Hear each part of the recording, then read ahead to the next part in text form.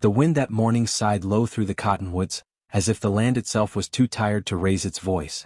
Dust moved in soft spirals across the open yard of Willows End auction, curling around boot heels and bare hooves like old secrets stirring from the past. Horses shifted restlessly in their pens, their flanks twitching with flies and gnawing. And amid the rustle of hay and sun-bleached leather, Bo Carter leaned against the far fence, a quiet shape in the heat-hazed light. He wasn't there to buy. Not really. Not since the year he'd dug a grave for the only woman who ever made him laugh without shame. She died 2 winters back, fever stealing her breath in the night like a thief who knew she was too gentle to fight. Bo hadn't spoken much since. The townsfolk said the widower Cowboy had gone hollow inside. But something in him still walked the living side of the earth, and it was that thin tether of habit that brought him to the auction yard. To stand with his hat low, letting the bray of horses and the earthy smell of sun-warmed hides remind him he still had skin. Then he saw her. She was standing near the stock rail, alone in a crowd that never stopped watching her. Annie Mae Tiller. 32, round in frame, stubborn in spirit. She wore a pale cotton dress that didn't hide what others liked to mock. Wide hips, soft belly, arms freckled like dappled cream. The women whispered behind their fans, and the men smirked with the sharpness of cruelty masked as jest. Bo had seen it before, how the town measured people like cattle, weighed them in judgments and sold them by shame. Annie held a small purse against her chest, fingers white from squeezing it. She looked not at the crowd, but at a dapple-gray mule in the pen, ears twitching toward her like it knew her heart. Bo's brow furrowed. That mule wasn't much, bony, old in the eyes, but Annie looked at it like it might walk her toward something worth waking up for. Then came Horace Finch. Red-faced and bloated with pride, Horace walked like a man who owned every breath in town. He'd made his fortune in livestock and bullying, and folks let him. Maybe because he was big. Maybe because no one ever stopped him. That day, he strutted into the auction yard like it was his wedding and all of them were guests to witness his ego. He saw Annie and laughed. Now what in God's name do we have here? Horace's voice rang out like a gunshot that didn't deserve a bullet. Gonna ride that mule, are ye, Annie? Or make it haul that kitchen of yours? The laughter was slow at first, then picked up like kindling catching flame. Even the auctioneer paused, looking down like he didn't want to get caught between the two. Annie didn't move. Her jaw tightened, eyes forward, as if the mule were the only living thing that saw her without judgment. Horace wasn't done. He stepped closer, too close, shadow falling across her. You deaf now? I asked you a question, girl.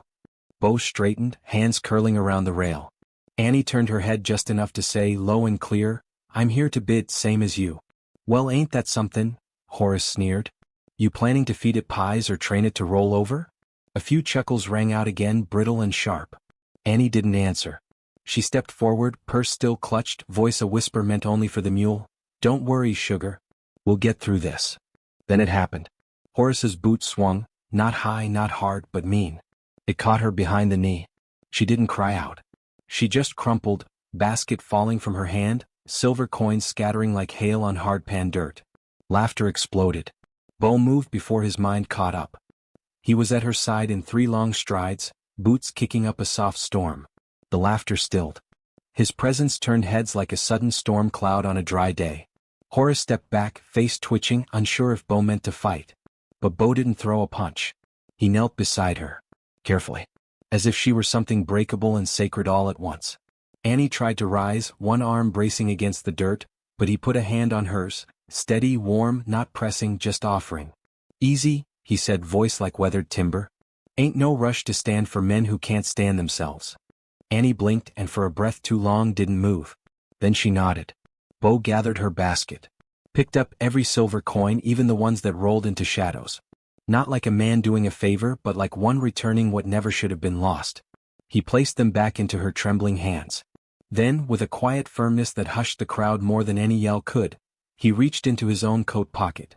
Pulled out a single silver eagle. Placed it on top. Finish what you came here to do, he said. He didn't wait for a thank you. Didn't spare Horace a glance. Just turned and walked back to the far fence, hands in his pockets like nothing had happened. But something had. The auctioneer cleared his throat, unsure if business should resume.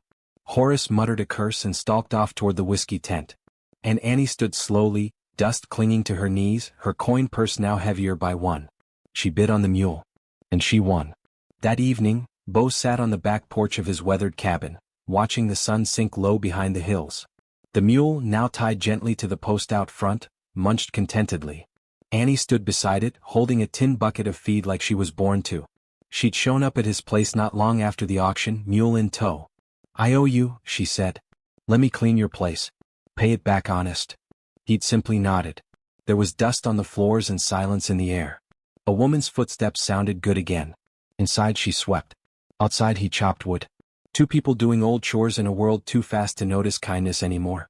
When they sat down later, two chipped mugs between them, the stars were beginning to come out, first in singles, then in sudden bursts. "I'm sorry you had to see that," Annie said. Bo sipped, looked toward the mule. "You didn't fall, 'cause you were weak," he said. "You fell, 'cause a fool tried to knock down something stronger than him." Annie smiled, but her eyes stayed cautious. "People don't usually say that." Bo didn't answer. Instead, he reached down and set a lantern on the porch rail. Let it burn soft against the night. "For what's it worth," he said after a long moment, "I think that mule saw something in you. That's why it came to the rail. Animals know." Annie tilted her head, a little laugh escaping. "That right?" He looked at her, then really looked. "So do men sometimes. If they ain't too broke to see straight." Silence settled in again, not awkward, just wide and warm. The kind that stretched its arms out between them and said, "You're safe here." The next few days unfolded like pages in a slow-turning book. Annie came back with food, fixed the torn curtain, taught the mule to respond to her whistle. Bo found himself carving a stool for her from old cedar. No declarations. Just gestures. Quiet grace handed back and forth like a river smoothing stone. A week later, the town gathered at Rosa Lee's saloon for the monthly music night. Bo didn't go often. Too many voices. Too many eyes. But that night, he saddled up and rode slow with Annie behind him, her arms loose around his waist, not clutching, just resting. When they stepped through the doors, the music stopped. The laughter paused. She wore a blue dress Rosa Lee had given her, one that danced around her curves like it was made for moonlight. Bo kept his arm offered, didn't rush her. Horace was there, drink in hand. He sneered, but the room didn't follow his lead this time. Bo raised his glass. To the woman who stood back up. No cheers followed. Just silence. But it was the kind that hummed deep, the kind that changed people when it passed. Horace left before the music resumed. Annie stayed. Later that night, on the same porch where the lantern still glowed, Bo asked why she hadn't left town after what happened. She looked out toward the hills. "Because someone helped me remember I had legs made for standing. Not hiding." He smiled, then just barely. "That mule's got a name yet?" She nodded. "Grace."